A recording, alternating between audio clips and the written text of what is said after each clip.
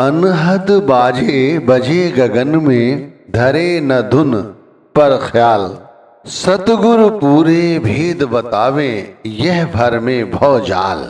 हर बार की तरह हमारे गुरु ने फिर हमें अनहद बाजों का जो भेद है वो समझाया। स्वामी जी महाराज कहते हैं लेकिन हम उस भेद को नहीं समझ पाए, क्योंकि हमने उस धुन पर अपना ख्याल जमा कर नहीं रखा और भाई इस भवजाल में यानी भव सागर में ही उलझे रहे। जैसे अनहद के बाजों के बारे में आपने कह रहे हैं, धुन पर ख्याल जमाने के लिए कह रहे हैं, तो यहाँ तक पहुँचने के लिए जो दूसरा रूहानी मंडल है ओंकार की शक्ति को जानना होगा। मैं यदि एक साथ कहूँ ओंकार, तो भाई इससे पहले इस शब्द को पूरी तरह से समझो यह है क्या। आपने ओम शब्द तो सुना होगा, सदियों से संत महात्मा ओम का जाप ही कर रहे हैं, आज भी करते हैं। यहाँ तक कि संत महात्मा हमसे कहते भी हैं कि कुछ नहीं है तो ओम का जाप किया करो, आंखें बंद की और ओम के साथ अपने ख्याल को जोड़ो। यहाँ पर किसी गुरु के स्वरूप को देखने की आवश्यकता नहीं है। हर जीवात्मा अपने इष्ट को देखती है, चाहे उसे मूर्ति रूप में चाहे उसे साकार रूप में। यदि वो गुरु को परमात्मा समझती है तो और ओम का जाप करना शुरू कर देती है। हमें से बहुत से ऐसे लोग भी हैं जो ओम के जाप के साथ साथ अपने ख्याल को या ओम की धुन को एक साथ सुर और ताल की तरह बिठाने की कोशिश करते हैं। वैसे जो दूसरा रूहानी मंडल है उसे त्रिकुटी कहते हैं, उसका धनी जो है वो ओंकार है। हमें ओंकार की शक्ति को पहचानना है। तो शक्ति तो जब पहचानोगे ना भाई, जब पहले जानोगे कि ओम है क्या, ओमकार है क्या। जैसे बताया कि लोग ओम का जाप पहले से ही करते आ रहे हैं और यहाँ तो ओमकार को जोड़ दिया गया है, यानी कि पूरा नाम, आप पूरा नाम जप रहे हैं। अब इसका यदि भेद पता चल जाए तो नाम जपते हुए भी अंतर में सुख होगा, शांति होगी, विश्वास होगा कि हम जो जप रहे हैं वो पूरा है। इसका भेद ऐसे समझो जैसे हम नाम का सुमिरन करने बैठते हैं या हम बहुत समय से नाम जपते आ रहे हैं, तो हमारा ख्याल जो पहला रूहानी मंडल है सहज दल कवल से ऊपर चढ़ना चाहिए, यानी त्रिकुटी की ओर बढ़ना चाहिए। यदि वो बढ़ता है ऊपर तो हमें ओमकार का जो भेद है वो अपने आप पता चल जाएगा। और यदि वो नहीं बढ़ रहा है, यानी कि पहले रूहानी मंडल पर ही है, तो फिर जो सहज दल कवल से आगे त्रिकुटी है या जो ओमकार है उसका भेद हम नहीं जान पाएंगे। अच्छा, हमारे साथ होता भी यही है कि हम लोग इसका भेद नहीं जानते। अब इसका भेद क्या है पहले ये समझो।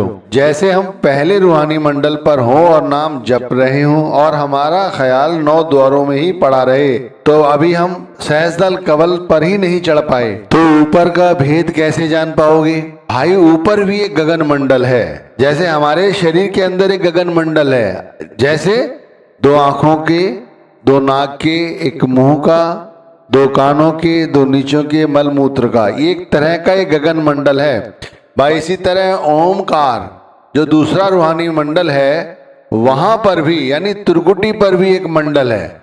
उस मंडल पर पहुंचकर हमें स्थूल स्वरूप के साथ जो हमारा संबंध है वो खत्म हो जाता है और सूक्ष्म स्वरूप के साथ हमारा संबंध जुड़ जाता है। देखो मैं फिर कहता हूं, समझो ये बहुत गहन अध्ययन से अभ्यास किया गया है, तब आपको समझाया जा रहा है। जैसे हम नाम का सुमिरन करने बैठते हैं और हमारा ख्याल नीचे के जो हमारा गगन मंडल है यानी जो 9 द्वार हैं इन्हीं के साथ हमारा संबंध है, तो अभी हम ऊपर की चढ़ाई नहीं चढ़े तो हमें अभी ऊपर का ख्याल नहीं होगा। लेकिन यदि हम अभ्यास करें, अभ्यास किस तरह से करना है हमें कि हम जब तक नाम जपें, चाहे थोड़ी देर ही जपें, जब तक नाम जपें अपने ख्याल को गुरु के स्वरूप के साथ जोड़कर रखें और ऊपर चढ़ने की कोशिश करें।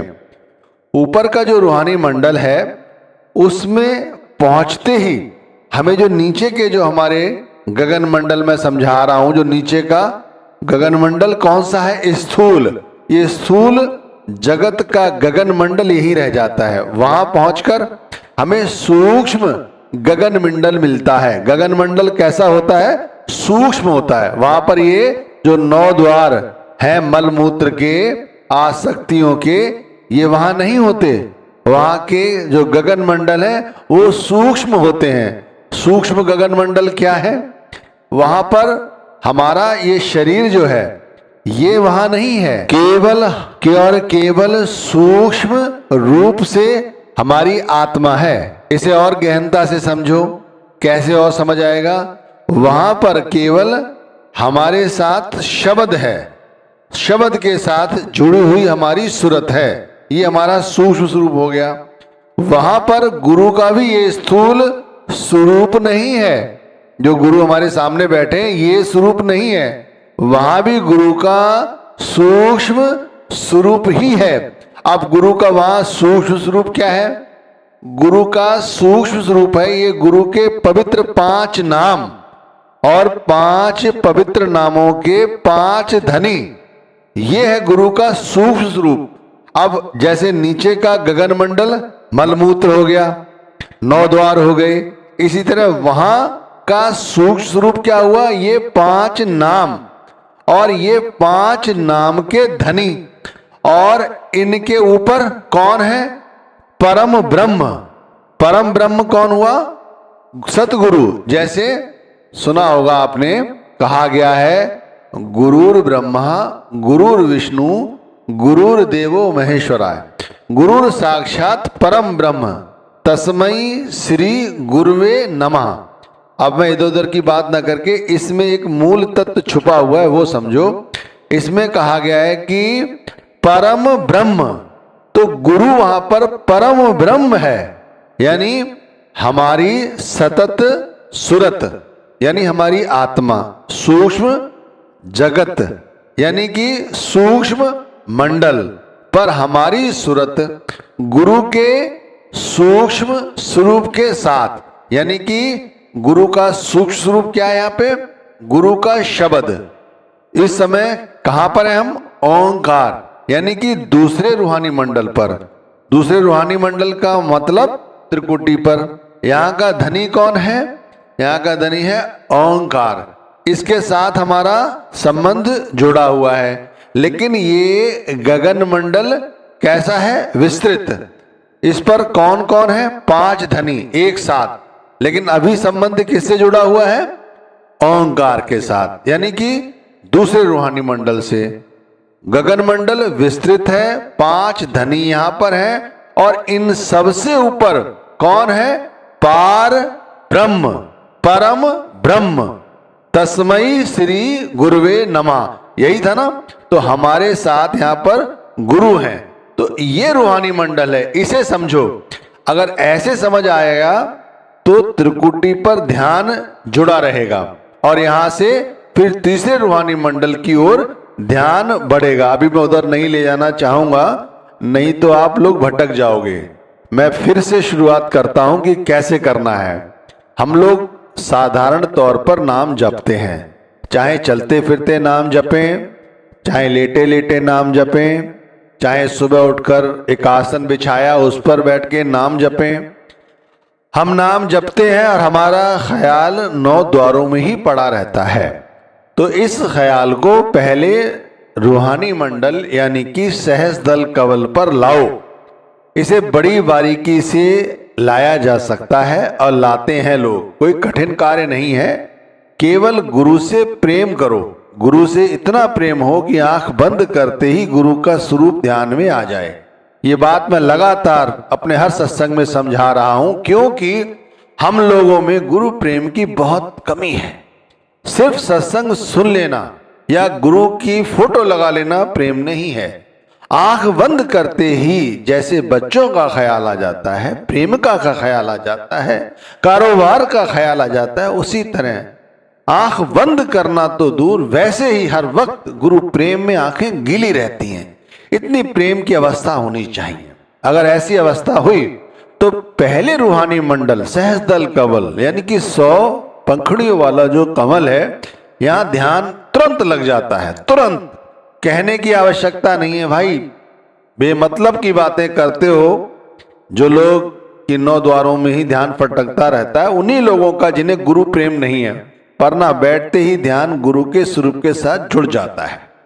पहले रूहानी मंडल पर जैसे ही ध्यान टिकता है तो जो ज्योत और निरंजन है, इसे दो शक्तियां समझो, जैसे शिव और शक्ति दो शक्तियां हुई ना, इसी तरह ज्योत और निरंजन दो शक्तियां हैं। ये हमारी रूह इनके साथ जुड़ जाती है। इन शक्ति के साथ जैसे ही जुड़ती है, ये दूसरी रूहानी मंडल की ओर हमारी सूरत को धकेल देती है। धकेलना इसलिए कहा गया है क्योंकि जितनी देर सहस्त्रदल कवल पर जीवात्मा रहेगी या रहती है, उतनी संभावना बनी रहती है कि ख्याल फिर से नीचे आ जाएगा, और जितनी जल्दी यहां से ऊपर चढ़ जाएगी तो जैसे नीचे गगन मंडल है, जैसे मैंने समझाया 9 द्वारों का, वैसे ही ऊपर भी गगन मंडल है।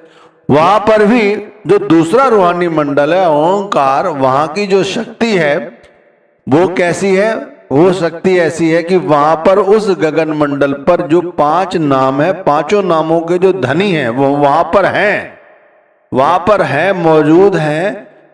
लेकिन इससे ऊपर परम ब्रह्म जो है वो गुरु, वो ऊपर बैठा हुआ है, वो भी सूक्ष्म रूप से। जैसे मैंने बताया कि नीचे पहले रूहानी मंडल पर नीचे का ख्याल यानी कि नीचे का गगन मंडल का ध्यान रहता है, तो हमारा ख्याल हमारे स्थूल स्वरूप से जुड़ा रहता है, और दूसरे रूहानी मंडल पर पहुंचते ही हमारा जो ख्याल है सूक्ष्म स्वरूप पर बदल जाता है, यानी हमारी सूरत प्रबलता से गुरु के भी सूक्ष्म स्वरूप के साथ जुड़ जाती है। तो ये जो ओमकार की शक्ति है वो जागृत हो जाती है। अब ये शक्ति जागृत होती है ब्रह्म के रूप में। अब ब्रह्म का रूप कैसे पता लगता है हमें कि ये ब्रह्म का रूप है, परम ब्रह्म का रूप है? तो ये तो ब्रह्म के लोक में ही पता चलेगा। कारण मंडल का जो लोक है वहां जाकर पता लगेगा, भाई यही है वो कारण मंडल और यही है वो ब्रह्मलोक। कोई दूसरा तीसरा ब्रह्मलोक नहीं है, यहीं से शुरू हो जाता है ब्रह्मलोक। जब गुरु साक्षात परम ब्रह्म हमें दिखाई देने लग जाता है, अनुभव होने लगता है, तब ये स्वयं ही ब्रह्मलोक हो जाता है। लोग कहते हैं ना कि इस तरह से आराधना करो, भक्ति करो, एक दिन सचखंड पहुंचोगे। अरे सचखंड केवल पहले रूहानी मंडल यानी कि ज्योत निरंजन की शक्ति को पार करते ही हमारे लिए ब्रह्मलोक शुरू हो जाता है। समझे आप? क्योंकि हमारा स्थूल स्वरूप के साथ जो हमारे इस शरीर के साथ संबंध है वो खत्म हो जाता है। अब आप सोचो, विचार करके देखो, एक बार सभी से कहता हूं विचार करके देखो मेरी बात में सच्चाई है या नहीं। एक बार मन में ये दृढ़ विश्वास करो, प्रेम भक्ति के साथ, अहंकार से नहीं, कि मेरा संबंध इस शरीर से नहीं है। जब शरीर से ही संबंध नहीं है तो फिर परिवार से संबंध कैसा रहा? जब परिवार से संबंध नहीं है तो विषयों की आसक्ति कैसे रही? जब विषयों की आसक्ति नहीं है तो फिर इस जगत से कैसा मोह? आप समझो एक साथ सब कुछ खत्म हो गया, सब कुछ स्वाहा हो गया, कुछ नहीं बचा। तो जब कुछ नहीं बचा तो फिर कौन बचा? केवल शब्द। शब्द ही तो परमात्मा है और परमात्मा ही तो ब्रह्म है।